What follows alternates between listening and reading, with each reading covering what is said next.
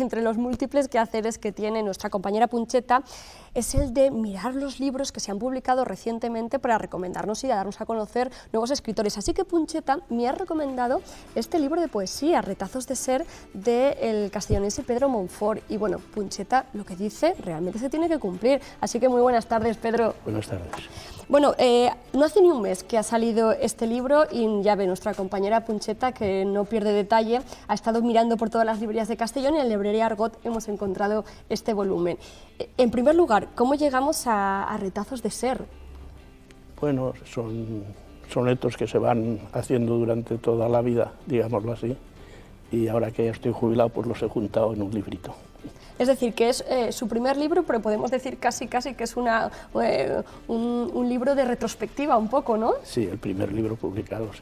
Bueno, pero eso siempre hace mucha ilusión, ¿verdad, Pedro? Sí. Y la poesía, usted cuando ¿la escribió para en algún momento de su vida publicarla o era más personal, más intimista? No, no era para publicarla.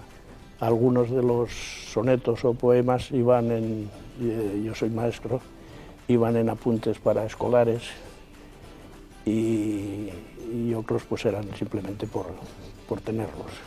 ¿Y cómo se decidió a juntarlos en Retazos de ser? Bueno, porque vi que algunos no estaban mal y digo, si a alguien le gusta, pues los publicaremos. Y si no, siempre sirven para dormir por aburrimiento, aunque no le gusta. Hombre, no diga eso, no diga eso. De hecho, hoy le voy a pedir que alguno de ellos lo recite para ver y seguro que nadie se duerme en casa. Nos ha llamado también la atención la manera que tienen esta pequeña sinopsis de presentarla a usted, porque usted es licenciado en Teología y fundador de la Escuela Chacra 53 en una población de Argentina, en Quimilí, si no estamos equivocados. Cuénteme esa pequeña aventura y cuénteme quién es Pedro Monfort. Bueno, pues una persona normal que estudió, hizo de maestro, después cuando volvió a España dejó de ser maestro, montó una papelería en la calle Mayor 13, que se llama Chornamento y que todavía existe porque están mis hijas, y después me he jubilado. ¿Y cuando solo ejerció la docencia en Argentina? No, ejercí la docencia en Argentina, en Guinea Ecuatorial y en Castellón, la primera vez, pero muy poco tiempo antes de marcharme. ¿Y cómo es que cruza el charco? Bueno, porque tenía compañeros que estaban allí, me hablaron, me gustó la experiencia y decidimos trabajar juntos. ¿Allí en Quimilí ya empezó a escribir alguno de estos sonetos? No, allí todavía no escribí nada. Sí que hice una pequeña historia de la zona de Quimilí y los apuntes eran todos mecanografiados, claro, porque no había libros, no había luz, era una zona muy subdesarrollada, pero sonetos no, sí, ni poesía todavía no hice ninguna allí. ¿Cuándo empieza usted con la pluma? Pues en Annobón, en Guinea Ecuatorial. Después de Argentina, ¿sí?, fui a Guinea Ecuatorial cuando cayó Macías, el dictador, y subió otro, que es el que está ahora, Obiang Nguema, que tampoco les ha ido tan bien, y entonces allí sí que escribí algún soneto, que están ahí. ¿Alguno de esos sonetos está aquí? Sí. ¿Le parece que partamos de esos primeros sonetos, los de Guinea Ecuatorial? Bien. ¿Sí? Pues a ver, vamos a empezar por ahí, así haremos ese pequeño paseo con usted. Estos son una serie de 6 sonetos, pero leeré solo el primero. Muy bien, perfecto. El primero, en los cuales se cuenta pues un poquito el comienzo de la historia de Annobón. Ajá. Annobón, lo cuento. Sí, sí. Annobón era una isla deshabitada, fue colonizada y descubierta por los portugueses, después pasó a dominio español y después se hizo independiente y se juntó con Guinea Ecuatorial. Era una historia muy de colonia, ¿no? Muy de colonia, sí. Y nada, el primer soneto es simplemente cómo nace la isla. Se titula Nacimiento de la isla.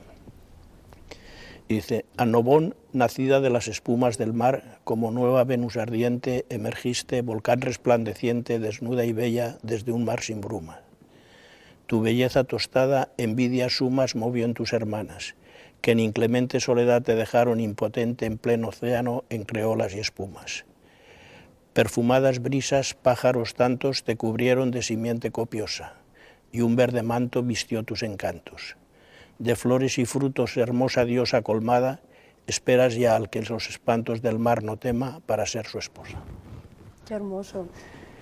Pedro, ¿por qué llega a la poesía en ese momento de su vida? ¿Por qué cree que...? Bueno, estos en concreto de Annobón, como les hice unos apuntes para la escuela primaria y un poquito más adelantados para la secundaria de Annobón, al final había trabajos y hice una historia de Annobón en poesía, pero hasta que se pobló la isla. Y este es el primero de esos sonetos. ¿Qué experiencias guarda de aquella época? Pues son experiencias buenas. En Argentina también era una zona muy deprimida, era lo que llaman el Chaco santiagueño. Allí se instauró una especie, la Chacra 53 de la que he hablado antes, sí. Era una escuela que se siguió la pedagogía de un maestro italiano que se llama Lorenzo Milani, que fue cura y maestro de Barbiana, un pueblecito pequeño de Italia, en que como los niños no tenían nada que hacer, estaban todo el día en la escuela, desde que salía el sol hasta que se escondía el sol. Y allí en Quimilí hacíamos lo mismo, desde que salía el sol hasta que se escondía el sol, porque no había luz. Y este Lorenzo Milani se dio cuenta de que la escuela clásica no le resolvía el problema a los chicos. Claro. Y aquí en Annobón y en Quimilí pasaba exactamente lo mismo, porque sabíamos que a los 11 o 12 años sus padres emigrarían a Buenos Aires o los pondrían a trabajar, y si no se daba prisa en que, digamos, aprendieran algo útil para la vida, pues la escuela no les servía para nada.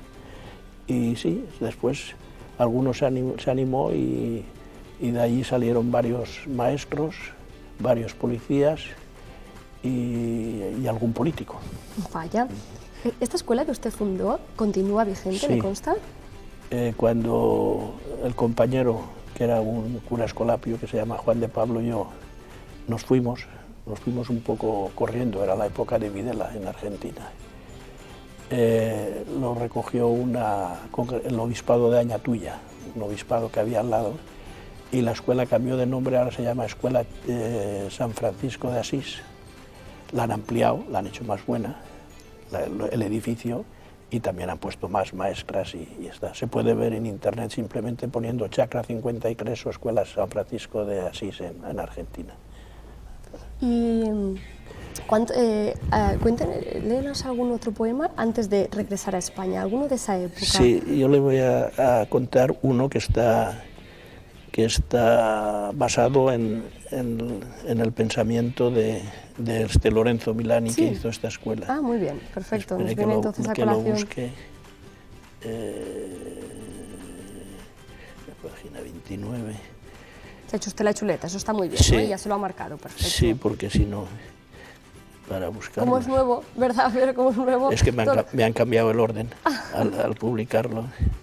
Eso suele pasar, eso suele pasar. 29, 25 sentimientos. Aquí está. Ya lo tiene. Ya lo tengo. Venga, pues cuando usted quiera.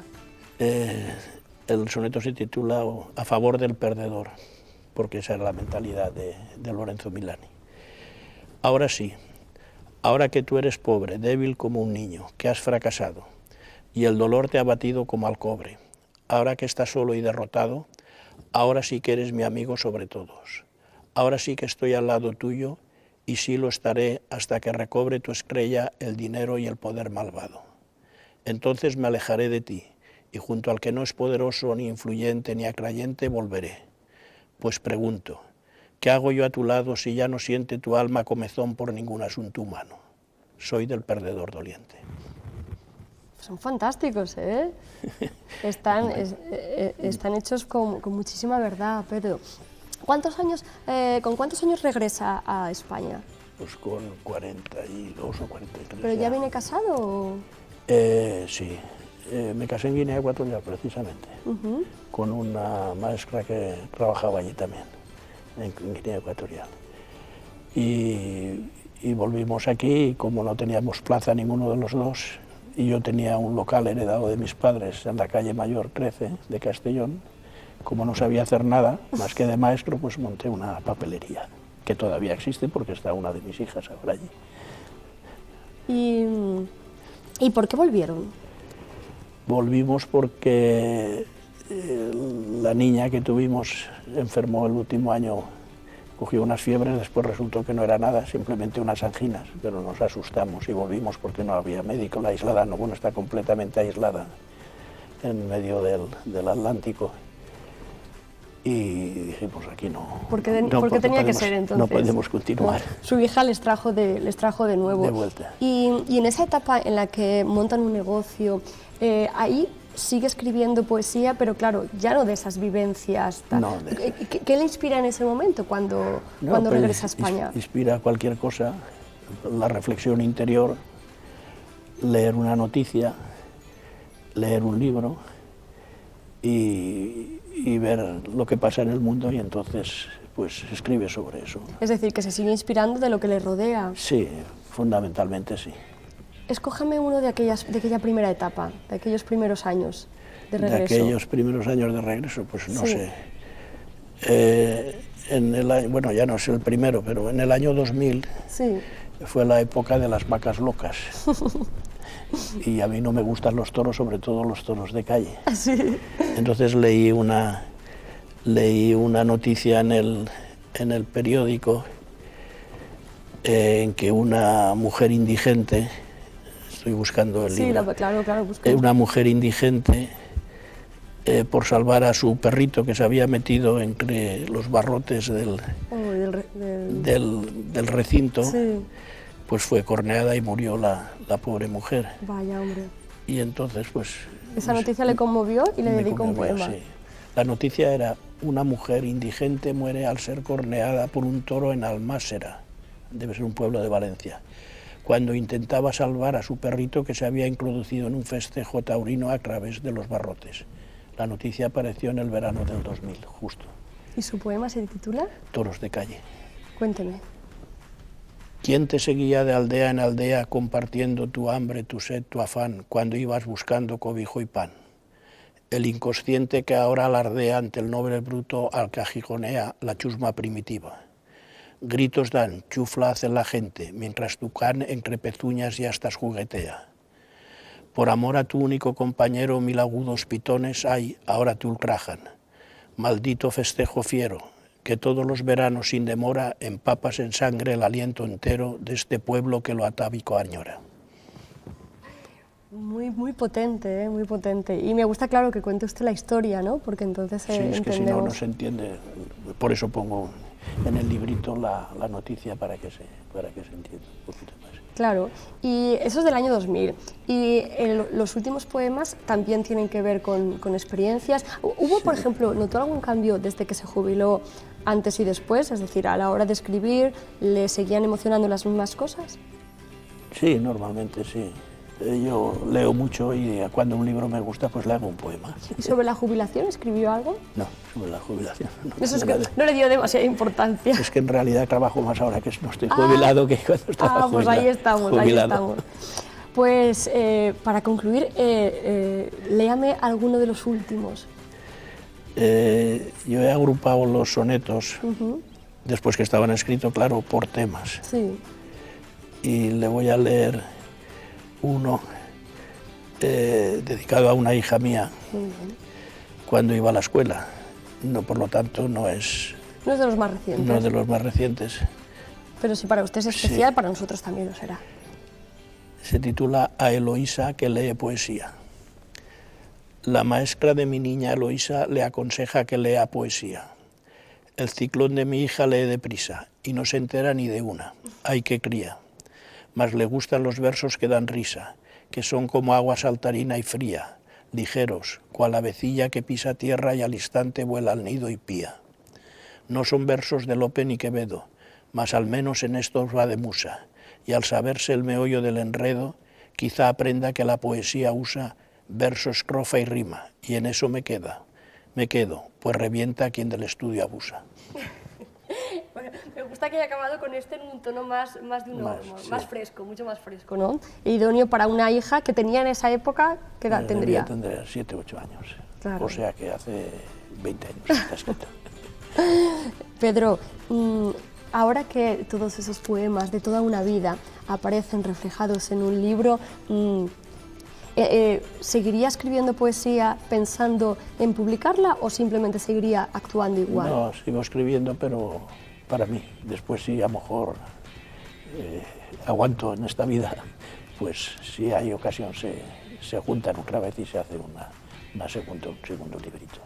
Las personas que le conocen dicen que es un ser tremendamente sensible y evidentemente con este libro lo plasma usted.